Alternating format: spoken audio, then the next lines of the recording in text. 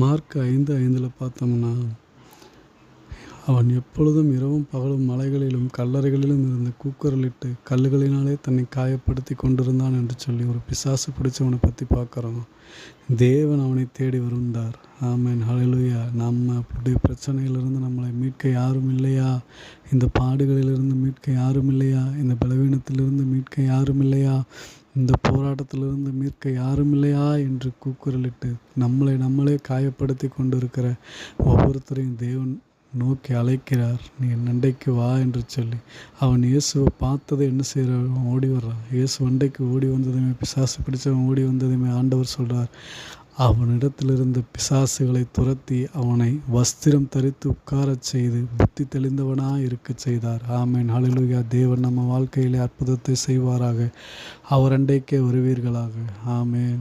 விசுவாசியுங்கள். தேவன்